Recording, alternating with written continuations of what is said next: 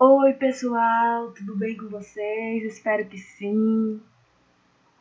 Nós estamos aqui para dar seguimento a mais uma aula do terceiro ano médio de Biologia com o tema Biosfera, e nós vamos ver aí a ação humana na atmosfera. Eu sou a professora Anique Viana e vamos lá.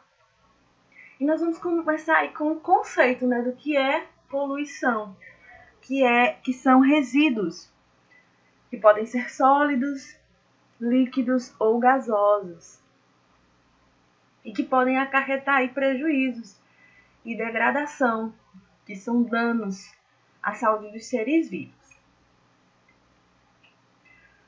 Existem uma série de tipos de poluição. Existe poluição do ar, poluição da água e solo, poluição visual, poluição sonora.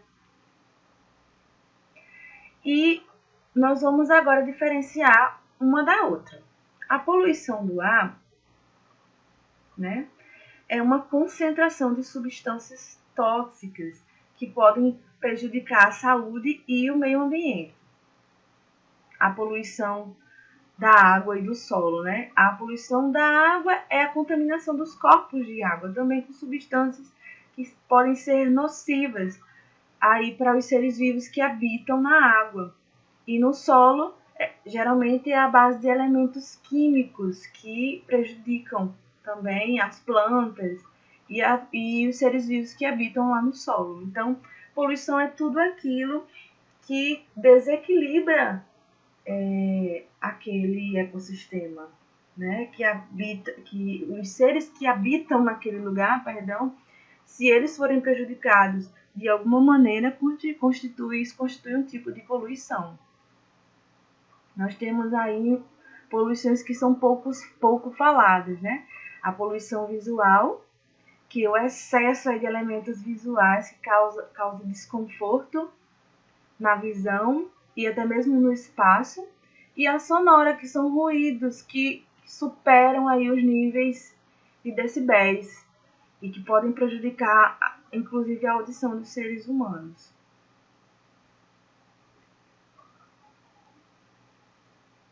Sítios urbanos e ilhas de calor. Sítios urbanos nada mais é do que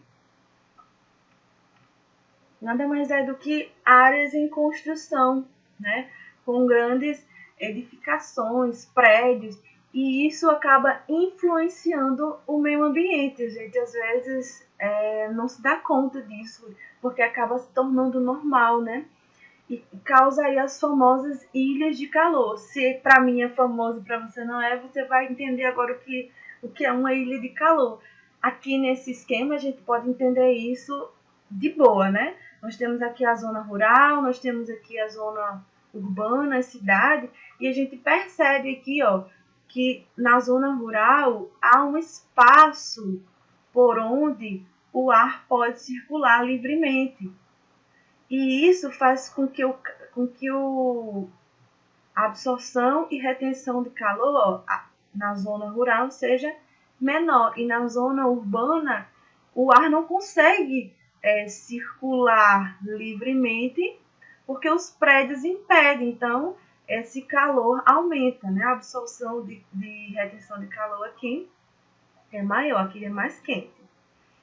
A transpiração das plantas e a evaporação da água no solo. Na zona rural, ou seja, na natureza, existe aqui maior quantidade de solo para absorver a água da chuva, não é? Maior quantidade de plantas para absorver o gás carbônico e liberar oxigênio para a atmosfera. Aqui, na zona urbana, a gente pode ver a maior quantidade de asfalto, de áreas cimentadas, que impedem essa transpiração, né? Me fugiu a palavra agora. Que impedem essa absorção aí da água. E isso influi também aqui, ó, na penetração, como eu falei para você, de água no solo decorrente das chuvas. E por isso nas grandes cidades tem muitos alagamentos também. Não é só culpa do lixo não, tá? Olha aí, eu, revisando o que eu falei anteriormente, tá vendo? Fazendo um comparativo. Na natureza há uma maior probabilidade de que o ar possa circular, diferente da zona urbana. A movimentação do ar na cidade, na zona urbana, é mais lenta. E aqui vocês podem ver na figurinha, ó, esquenta, né? Durante o dia, esquenta o cimento. E aí fica complicado, né? A questão da impermeabilização do solo.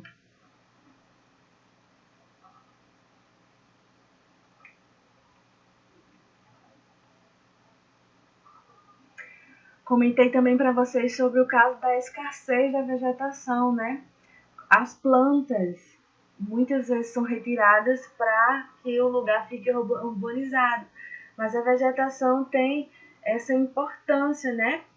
De pegar, captar o gás carbônico e liberar oxigênio. E também maior quantidade de poluentes. Na zona urbana tem uma maior quantidade de poluentes. E isso acaba sendo intensificado por causa da ilha de calor, que é causada aí pelos prédios, pelos edifícios, pela má circulação do ar.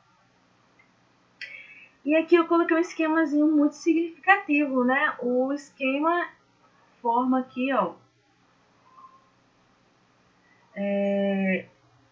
uma espéciezinha de ilha. Então a gente pode ver aqui as diferentes áreas, área rural, periférica, comercial, aqui o grande centro, enfim. E aí a gente pode estar observando o crescimento do calor nessas áreas. E aqui está o pico, né, da onda de calor. Isso é ilha de calor, né? Com todas essas características que a gente viu. É o crescimento do calor pela má circulação, pela pouca passagem de ar nos grandes centros urbanos, devido aos edifícios, às construções. E aí a gente tem a distribuição dos principais poluentes. Vocês vão encontrar inúmeros nos livros, na internet. Eu procurei um bem simples para a gente estar tendo uma noção, né? O monóxido de carbono ganhando aí nesse campeonato, né? Aí nós temos aqui o nitrogênio, né? O enxofre. E a origem desses poluentes, né? Que pode ser, que é a questão do transporte, que pode ser causado pelos veículos, né? Aí tem a questão dos combustíveis fósseis, resíduos sólidos, enfim, uma série de motivos. E aí, tudo isso, né? Todos esses outros aqui, ó, a indústria, as residências, o comércio, né? E os outros motivos aqui utilizam-se dos combustíveis fósseis, que acabam aí por aumentar a quantidade de gás carbônico na atmosfera. E aí a gente vai conhecer um pouquinho das causas desses poluentes, né? Os efeitos, as doenças que eles causam e as fontes dessas doenças. O dióxido de enxofre promove aí, pode causar doenças respiratórias e são causadas aqui as fontes, os veículos automotores, indústrias, né? O óxido de nitrogênio pode causar tosse, bronquite. Às vezes você pode até ter dessas consequências aqui e não saber por quê. Olha aí os veículos, mais uma vez nessa lista, se a gente for contar aqui, ó, veículos automotores,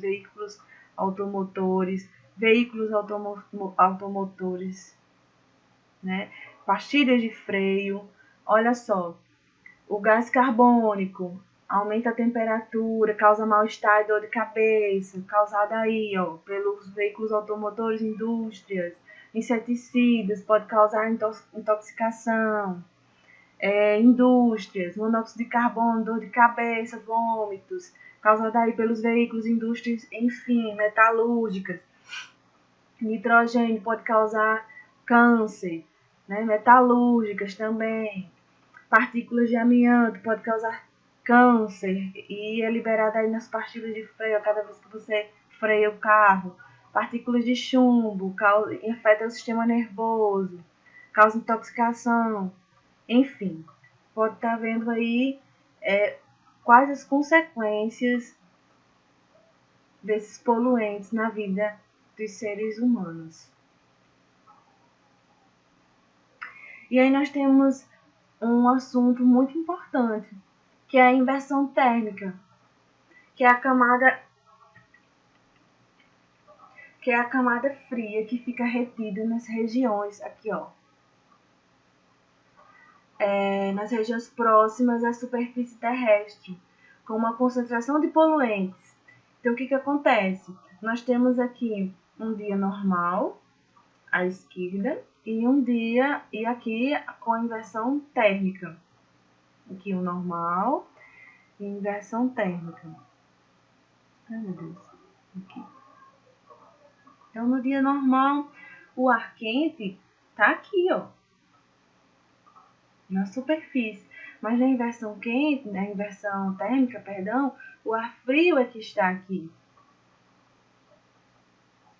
Então, o que acontece? A gente sabe que o ar frio ele é mais denso. Então, o que acontece com o ar frio? Ele tende a descer. E o ar quente, ele é menos denso. Então, ele tende a subir. Então, o que isso tem a ver com a dispersão dos poluentes? Tudo. Vamos acompanhar aqui. Né? O poluente, ele fica preso aqui, porque a camada de ar fria tende a fazer essa pressão e não tem como se dispersar. Então, é um fenômeno atmosférico em que o ar frio, que é mais denso, é impedido de circular por uma camada de ar quente que está aqui em cima, ó, que é menos densa, e isso causa alteração aí na temperatura. E isso se intensifica durante o inverno, né? Como vocês podem estar vendo aí, as camadas de ar frio descem, tá vendo? Então causa aí um impacto, enquanto uma camada desce, outra camada sobe. E fica tudo preso aqui, ó. Então, se aquele lugar tem um alto índice de poluente, esse poluente não vai embora, ele fica preso nessa camada. Ele não se movimenta. Então, medidas de controle da poluição, né? O que pode ser feito? Usar filtros, né? Que reduzam aí as partículas tóxicas liberadas na atmosfera. Substituir aí o diesel, né? Os combustíveis mais tóxicos por gás natural. Utilização de equipamentos com economia de combustível. Utilização de fontes limpas como energia solar e eólica. Substituição de combustíveis fósseis, né, por energia limpa, como alguns carros, inclusive, já tem carro elétrico, né? Eu coloquei um exemplozinho aí para vocês darem uma olhada. E a melhoria dos transportes coletivos. E aí a gente chega aí no outro ponto importante, a camada de ozônio, né? Que é essa camada tão importante que filtra aí, né? E absorve a radiação. Então, quando essa camada é afetada, como você vê aí no esquema, né? Ocorre aí, ó, uma maior penetração da radiação. Vamos dar uma comparada aqui. Nós temos esse primeiro esquema e esse segundo esquema aqui. A gente pode observar aqui, ó, que há uma pequena quantidade de radiação, ou seja, porque a camada de ozônio aqui está presente. E quando a camada de ozônio está ausente, a radiação é bem maior.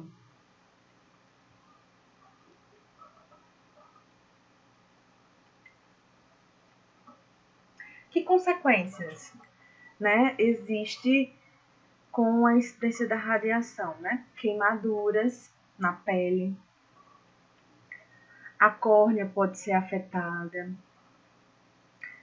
né? A ocorrência de catarata e a diminuição da capacidade de defesa dos animais. Também alterações nas moléculas de DNA causando câncer, né? As plantas podem ser afetadas com a diminuição das suas folhas, afeta o comprimento das raízes, a ação fotossintética que depende da luz também pode ser afetada, e até mesmo a comunidade marinha.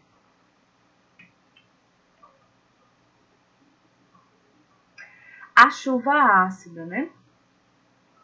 É outro fator que tem a ver com a poluição. É resultado daí da ação dos poluentes. Que poluentes? Óxidos de nitrogênio, de enxofre, que se juntam com o vapor de água, né? E aí acabam formando ácido nítrico, ácido sulfúrico e resulta na precipitação da chuva. Formando aí a chuva ácida.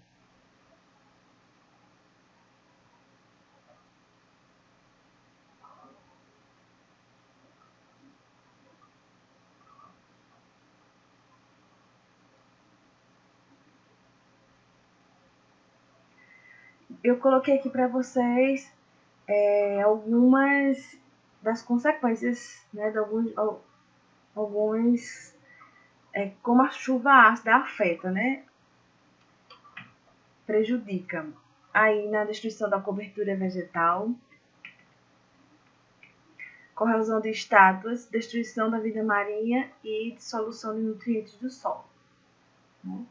Olha aí, as plantas afetadas, as estátuas cheias de buraquinhos, né?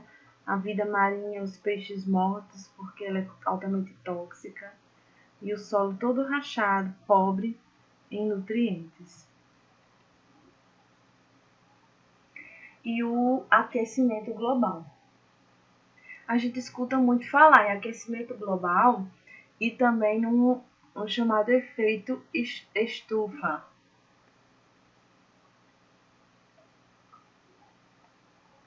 E muitas vezes a gente não sabe a diferença entre eles. O efeito estufa é um fenômeno natural que permite a manutenção da vida, ou seja, o efeito estufa aquece o planeta Terra. Se não fosse ele, nós viveríamos em uma era glacial. Mas com o lançamento de gás carbônico na atmosfera indemasiado, isso tem provocado o aquecimento global. Então, o aquecimento global é provocado pelo homem. O efeito estufa, não, certo? O efeito estufa é um fenômeno natural, beleza? Então, como você pode ver aí, olha, os raios solares ficam impedidos de voltar para o espaço, né? Os raios solares, eles entram na atmosfera, aquecem a Terra e tem que voltar. Quando a camada de ozônio é afetada, né, esses raios aqui, ó, eles não voltam para o espaço, eles ficam presos aqui, como tem nessa segunda figura aqui. Os raios solares ficam presos aqui e não conseguem voltar, tornando a temperatura muito quente.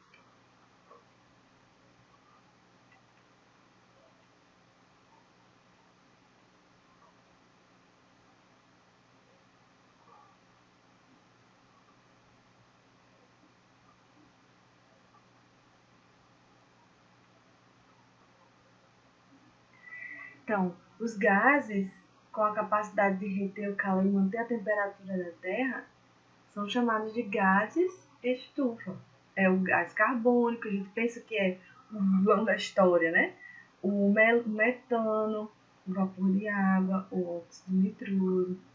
O gás carbônico é um dos maiores responsáveis por manter a temperatura da Terra em equilíbrio. O problema é que o homem exagera.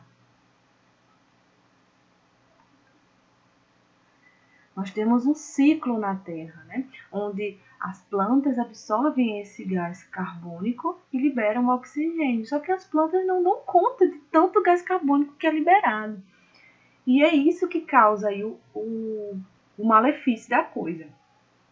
Aí eu coloquei essa imagem aí de uma estufa, porque a gente ouve falar em efeito estufa e não entende o porquê efeito estufa. É justamente comparado aí o calor da Terra, né? Esse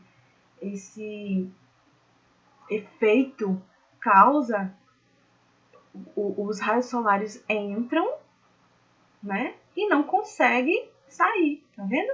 Eles ficam presos e retidos lá dentro da estufa, causando esse calor imenso.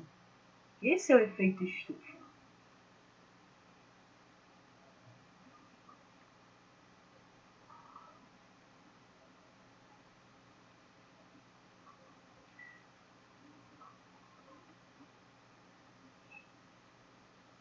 E aí eu coloquei para vocês entenderem, como eu falei anteriormente, sobre o ciclo, né? O ciclo do carbono. Nós temos aqui a luz do sol, que é absorvida pelos autótrofos, os seres fotossintetizantes, não é?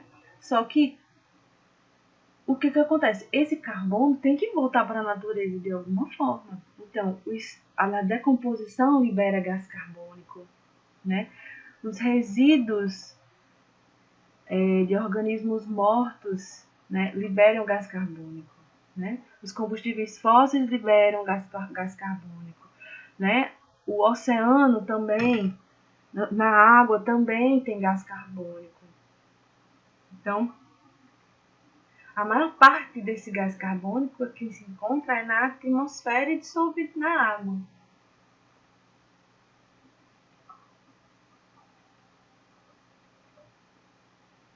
Só que a interferência humana tem promovido o aumento dessa concentração de gás carbônico na atmosfera, causando aí imensos prejuízos. Aí a gente vai ver, né, alguns desses prejuízos. Aí a queima e a remoção da cobertura vegetal, a poluição dos mares. E quais são as consequências aí desse aquecimento global? O aumento da temperatura da Terra, a elevação do nível dos oceanos, alteração das chuvas nas correntes atmosféricas, né? Aí, o aumento da frequência de eventos climáticos extremos e a diminuição na cobertura de gelo, né? Ou seja, o gelo derretendo. E o que isso causa aí nas pessoas, né? Estresse na população que tem condições precárias, né? Porque vai acabar faltando alimento, vai promover doenças, né? O impacto aí na disponibilidade de terras agricultáveis, alteração dos habitats, aumento do efeito de ilhas de calor, como a gente falou anteriormente, né? Então, pode causar também aí, ó, impacto na disponibilidade de fontes de energia. Olha quanta coisa, gente. Bem, era isso aí que eu tinha para falar para vocês. Espero que vocês tenham gostado da aula. Fiquem com Deus. Um monte de beijinhos para vocês e até a próxima.